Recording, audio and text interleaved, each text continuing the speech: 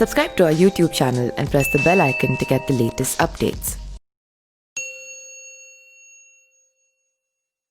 नमस्कार, मैं पिंटू सिंह यादव आप सभी का स्वागत करते हैं न्यूज़ लाइव में। जैसा आप सभी को पता है कि हम एक सीरीज लेकर आ रहे हैं और उस सीरीज का नाम है इंडियन पॉलिटिशियंस बैकग्राउंड, यानी कि भारत के नेता राजनेताओं के बारे में उनके बैकग्राउंड्स को लेकर हम चर्चा करते हैं और हर एक एपिसोड में एक नए नेताओं के बारे में लेकर आते हैं। तो आज हम बात करेंगे बिहार के पूर्व मुख्यमंत्री और हम यानी कि हिंदुस्तान अवाम मोर्चा के राष्ट्रीय अध्यक्ष, अगर बात किया जाए तो अध्यक्ष कहा जाए, सुप्रीमो कहा जाए, जीतन राम मांझी के बारे में। जीतन राम मांझी के बारे में बखूबी आप जानते होंगे अपने बयानों को लेकर, और जिस पार्टी में रहते हैं उनके अपोजिशन में बयान देने के नाम से ज़्यादा सुर्खियों में रहते हैं। और ये एक ऐसे नेता हैं कि बिहार के राजनीति में एक मंत्री के तौर पर काम करते हुए, एक विधायक के तौर पर काम करते हुए इन्होंने डायरेक्ट जो है सीएम की कुर्सी तक पहुंच पाने में सक्षम हो पाए। जी हाँ, आज हम बात करेंगे जीतन राम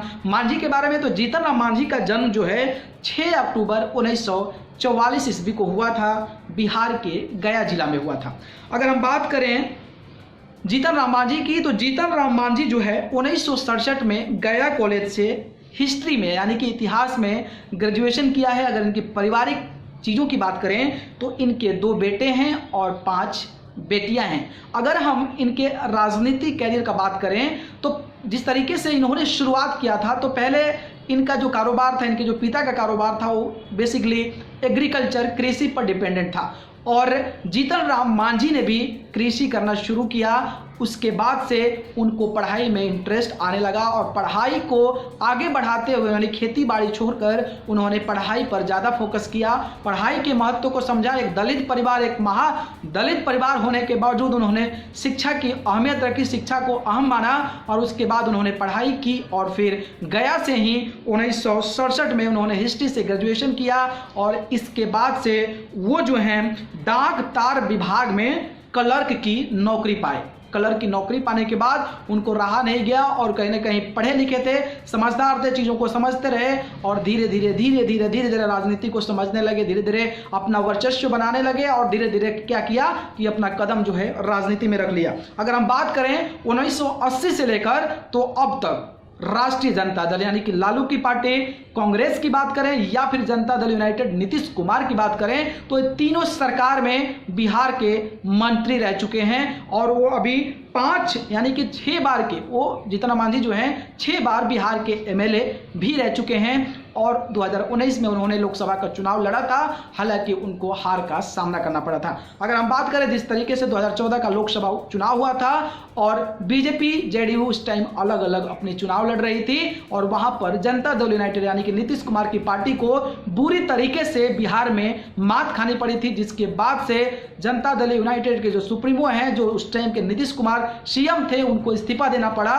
और इस्तीफा देने के बाद उन्होंने एक महादलित नेता को चुना और फिर वहां पर जीतन राम मांझी को उनके सीएम के कुर्सी पर पहुंचाया। और जीतन राम मांझी जो हैं वो 2014 से लेकर 2015 तक बिहार के सीएम के तौर पर काम कर चुके हैं। फिलहाल वो महागठबंधन में हैं, लेकिन जिस तरीके से सीएम बने थे तो एक एक फैसले ऐसे लिए जा रहे थे जो कि कम समय में ऐसे फैसले लिए जा रहे थे जो कि उनके पार्टी के लोगों को खलने लगा, उनके पार्टी के लोगों को दिक्कत होने लगी। उसके बाद से उनको रिजाइन करवा दिया गया और फिर से नीतीश कुमार बिहार के सीएम बने। अगर बात करें जीतन राम मांझी की तो फिलहाल वो अभी महागठबंधन के साथ हैं। नीतीश कुमार से अलग होकर जिस तरीके से आरएलएसपी, हम और मुकेश सहनी की पार्टी और आरजेडी एक साथ है, तो वहीं आने वाले चुनाव के लिए भी तैयारियां की जा रही है। और जीतन राम मांझी ने किस तरीके से अपने कैरियर की शुरुआत किया था, किस तरीके से राजनीति में आए हैं, आइए देखते हैं इस खास रिपोर्ट के माध्यम से कि उन्होंने क्या क्या किया। पहले मजदूर और फिर बाद में डाक तार विभाग में क्लर्क के पद पर कार्यरत रहे जीतन राम मांझी को नीतीश कुमार राज्य सरकार द्वारा मुख्यमंत्री के रूप में चुना जाना इस दलित नेता के लिए काफ़ी अप्रत्याशित रहा। निवर्तमान नीतीश सरकार में अनुसूचित जाति एवं अनुसूचित जनजाति कल्याण मंत्री रहे जीतन राम मांझी को आज राज्यपाल डी.वाई. पाटिल ने बिहार के 32वें मुख्यमंत्री के रूप में पद और गोपनीय की शपथ दिलाई थी। जहानाबाद जिला के मखदुमपुर विधानसभा क्षेत्र से वर्तमान विधायक मांझी बिहार की राजनीति में एक पुराना नाम है और वे वर्ष 1980 से लेकर अब तक की कांग्रेस, राजद और जदयू की सरकारों में मंत्री का पद संभाल चुके हैं। 6 बार विधायक रहे मांझी पहली बार कांग्रेस की चंद्रशेखर सिंह सरकार में 1980 में मंत्री बने थे और उसके बाद बिंदेश्वरी दुबे की सरकार में भी मंत्री रहे। सुर्खियों से प्रायः दूर रहने वाले 68 वर्षीय मांझी महादलित समुदाय तक पहुंच रखते हैं और सरकार के लाभकारी योजनाओं से महादलित समुदाय को अवगत कराने के लिए समुदाय के बीच रेडियो वितरण का श्रेय इन्हीं को जाता है। बिहार के गया जिले के खिसराय थाना अंतर्गत महरकार गांव निवासी मांझी उस मुसहर समुदाय से आते हैं जो कि चूहा पकड़ने और उन्हें खाने के लिए जाने जाते हैं। 6 अक्टूबर 1944 को जन्मे मांझी एक साधारण परिवार से आते हैं और उनके पिता रामजीत राम मांझी एक खेतीहर मजदूर थे। जीताराम मांझी को भी बचपन में जमीन मालिक द्वारा खेतों में काम पर लगा दिया जाता था, लेकिन उनके मन में पढ़ने की ललक थी और अपने पिता तथा जमीन मालिक के बच्चों को पढ़ाने वाले एक शिक्षक से प्रोत्साहन मिलने पर उन्होंने बिना स्कूल जाए 7वीं कक्षा तक शिक्षा प्राप्त कर ली। वर्ष 1962 में उस विद्यालय में शिक्षा पूरी करने के बाद मांझी ने वर्ष 1967 में गया कॉलेज से इतिहास विषय में स्नातक डिग्री हासिल की तथा स्कूल जीवन में वे भाकपा के सक्रिय सदस्य भी रहे। गरीब परिवार से आने वाले मांझी को 1968 में डाक एवं तार विभाग में लिपि की नौकरी मिली, लेकिन 1980 में वे नौकरी छोड़कर कांग्रेस पार्टी के उस आंदोलन की आधी रोटी खाएंगे इंदिरा को बुलाएंगे में शामिल हो गए। उसी वर्ष गया जिला के फतेहपुर सुरक्षित विधानसभा क्षेत्र से उन्होंने चुनाव लड़ा और चंद्रशेखर सिंह नीत कांग्रेस सरकार में वर्ष 1983 में कल्याण राज्य मंत्री बने और उसके बाद की बिंदेश्वरी दुबे नीत कांग्रेस सरकार में भी मंत्री रहे। बाद के वर्षों में मांझी को अपने राजनीतिक जीवन में कई उतार चढ़ाव का सामना करना पड़ा था और उन्हें वर्ष 1990-95 के बिहार विधानसभा चुनाव में फतेहपुर विधानसभा क्षेत्र से पराजय भी झेलनी पड़ी थी।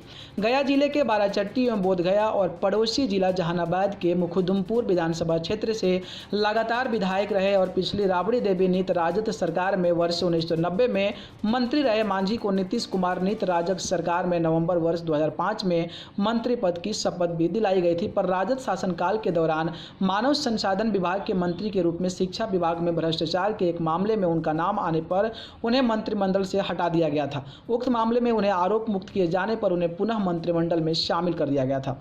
नीतीश के विश्वस्त माने जाने वाले जीतनराम मांझी हाल ही में संपन्न लोकसभा चुनाव में गया संसदीय क्षेत्र से चुनाव लड़े थे, लेकिन वे भाजपा उम्मीदवार हरि मांझी के हाथों से पराजित हो गए थे। साधारण परिवार से आने वाले मांझी ने नामांकन के समय दायर हल्फनामे में 50,000 रुपये नगद के साथ 2,83,000 रुपये अपनी चल एवं अचल संपत्ति दर्शाई है। काश्तकारी से लगाव रखने वाले मांझी के 2 पुत्र एवं 5 पुत्रियां हैं और उनकी पत्नी शांति देवी अधिकांश समय गया जिला स्थित उनके निवास पर ही रहती है। तो देखा आपने कि किस तरीके से जीतनराम मांझी ने अपने करियर की शुरुआत की, पढ़ाई का महत्वता समझा और ग्रेजुएशन करने के बाद नौकरी करने के बावजूद वो राजनीति में कूदे और राजनीति में एक आज अच्छे मुकाम तक हैं, बिहार के सीएम तक रह चुके हैं और अभी भी उनको आने वाले समय में कहीं ना कहीं एक बड़े राजनीति के तौर पर राजनीति करना चाहते हैं, एक बड़े शख्सियत के रूप में अभी भी उभरने की कोशिश कर रहे हैं। हालांकि बिहार में वो अपना एक पार्टी भी चला रहे हैं जिसका हिंदुस्तान अवाम मोर्चा पार्टी है, जो कि अभी महागठबंधन के साथ बिहार में आगे चुनाव लड़ने की तैयारी चल रही है। तो ये तो जानकारी जीतनराम मांझी के बारे में। अगर वीडियो पसंद आए तो वीडियो को लाइक कमेंट शेयर करें और चैनल को पसंद करते हैं तो सब्सक्राइब कर जरूर जुड़े। अगर आप मुझसे जुड़ना चाहते हैं तो आप मुझे फेसबुक, इंस्टाग्राम, ट्विटर पर जाकर पिंटू सिंह यादव सर्च कर जरूर जुड़े। आप सभी को बहुत बहुत धन्यवाद। नमस्कार। Subscribe to our YouTube channel and press the bell icon to get the latest updates.